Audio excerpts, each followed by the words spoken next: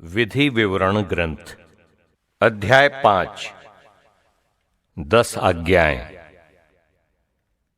मूसा ने सारे इजरायली समुदाय को एकत्रित कर उनसे कहा, इजराइल सुनो, यही वे नियम और आदेश हैं जिन्हें मैं आज तुम्हारे सामने रख रहा हूं। इन्हें सीखो और इनका सावधानी से पालन करो। प्रभु हमारे ईश्वर ने होरेब पर्वत पर हमारे लिए एक विधान निर्धारित किया। प्रभु ने हमारे पूर्वजों के लिए ये विधान निर्धारित नहीं किया था, बल्कि हमारे लिए जो आज यहां उपस्थित हैं। उस पर्वत पर प्रभु ने अग्नि में से तुम्हारे सामने तुमसे बातें की थीं। उस समय मैं तुम्हें प्रभु की बातें समझाने के लिए प्रभु और तुम्हारे बीच खड़ा था, क्योंकि उस अग्नि के भय से तुम पर्वत पर नहीं चढ़े। उसने ये कहा, मैं प्रभु तुम्हारा वही ईश्वर हूं। मैं तुमको मिस्र गुलामी के देश से निकाल लाया। मेरे सिवा तुम्हारा कोई ईश्वर नहीं होगा। अपने लिए कोई देव मूर्ति मत बनाओ। ऊपर आकाश में या नीचे पृथ्वी तल पर या पृथ्वी के नीचे के जल में रहने वाले किसी भी प्राणी अथवा वस्तु की मूर्ति मत बनाओ। उन मूर्तियों को दंडवत करके उनकी पूजा मत करो, क्योंकि मैं प्रभु तुम्हारा ईश्वर ऐसी बातें सहन नहीं करता। जो मुझसे बैर करते हैं, मैं तीसरी और चौथी पीढ़ी तक उनकी संतति को उनके अपराधों का दंड देता हूं। जो मुझे प्यार करते हैं और मेरी आज्ञाओं का पालन करते हैं, मैं 1000 पीढ़ियों तक उन पर दया करता हूं। प्रभु अपने ईश्वर का नाम व्यर्थ मत लो, क्योंकि जो व्यर्थ ही प्रभु का नाम लेता है, प्रभु उसे अवश्य दंडित करेगा। विश्राम दिवस के नियम का पालन करो और उसे पवित्र रखो, जैसा कि तुम्हारे प्रभु ईश्वर ने तुम्हें आदेश दिया है। तुम 6 दिन परिश्रम करते हुए अपना सारा काम काज करो, किंतु 7वां दिन तुम्हारे प्रभु ईश्वर के सम्मान का विश्राम दिवस है। उस दिन न तो तुम कोई काम करो, न तुम्हारा पुत्र या पुत्री, न तुम्हारा दास या दासी, न तुम्हारा बैल, न तुम्हारा गधा या कोई पशु, और न तुम्हारे यहां रहने वाला परदेशी। इस प्रकार तुम्हारा दास और तुम्हारी दासी तुम्हारी तरह विश्राम कर सकेंगे। याद रखो कि तुम मिस्र देश में दास के रूप में रहते थे, और तुम्हारा प्रभु ईश्वर हाथ बढ़ाकर अपने भुजबल से तुमको वहां से निकाल लाया है। यही कारण है कि तुम्हारे प्रभु ईश्वर ने तुम्हें विश्राम दिवस मनाने का आदेश दिया है।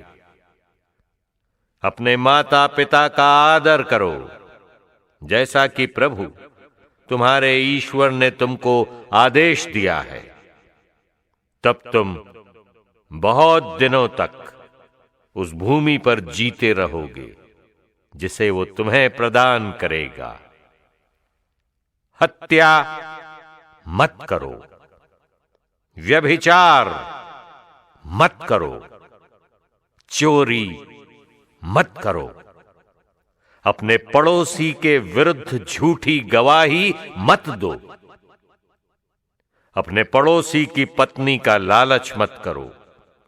अपने पड़ोसी के घर, उसके खेत, उसके दास, उसकी दासी, उसके बैल, उसके गधे और उसकी किसी भी अन्य चीज का लालच मत करो। प्रभु ने यही बातें अग्नि, मेघखंड और अंधकार में से ऊंचे स्वर में तुम्हारे सारे समुदाय से कही। उसने इतना ही कहा। उसने उन्हें पत्थर की 2 पाटियों पर अंकित कर मुझे दिया। जब पर्वत धधकती अग्नि में जल रहा था, तुमने अंधकार में से प्रभु की वाणी सुनी थी और वंशों के मुखिया और नेता मेरे पास आए। तुमने कहा, प्रभु, हमारे ईश्वर ने हम पर अपनी महिमा प्रकट की और हमने अग्नि में से उसकी वाणी सुनी। आज हमने अनुभव किया कि ईश्वर ने मनुष्य के साथ बातें की और फिर भी मनुष्य जीवित रह गया। यदि हम प्रभु अपने ईश्वर की वाणी फिर सुन लेंगे तो ये भयावह अग्नि हमें भस्म कर डालेगी और हमारी मृत्यु हो जाएगी। हम क्यों मरें? ऐसा कौन मनुष्य है जो अग्नि में से बोलते हुए जीवंत ईश्वर की वाणी सुनकर जीवित बच गया हो? इसलिए आप पास जाकर प्रभु हमारे ईश्वर की वाणी सुने। इसके बाद आप सब कुछ बता दें जो प्रभु हमारा ईश्वर आपसे कहेगा और हम सुनकर उसका पालन करेंगे। जब प्रभु ने मुझसे कही गई तुम्हारी ये बातें सुनी तो प्रभु ने मुझसे कहा, मैंने इन लोगों की बातें सुनी हैं। इन्होंने जो कुछ तुमसे कहा है वो ठीक है। अच्छा होता यदि ये लोग सदा मुझ पर श्रद्धा रखते और मेरी आज्ञाओं का पालन करने में तत्पर रहते, तब वे और उनके बाल बच्चे सदैव सकुशल रहते। तुम उनके पास जाकर उन्हें अपने तंबुओं में लौट जाने को कहो। तुम यहां मेरे पास रहो। मैं तुमको सब नियम, आदेश और विधि निषेध सुनाऊंगा जिन्हें तुम उन्हें सिखाओगे, जिससे वे उस देश में उनका पालन करें जिसे मैं उनके अधिकार में दूंगा।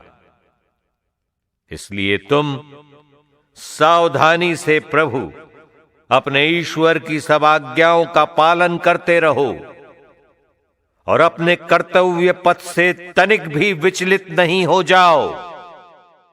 तुम ठीक उसी मार्ग का अनुसरण करो जिसके लिए प्रभु तुम्हारे ईश्वर ने तुम्हें आज्ञा दी है, जिससे तुम जीवन प्राप्त करो, तुम्हारा कल्याण हो और उस भूमि में तुम दीर्घ काल तक बने रहो जिस पर तुम अधिकार करोगे।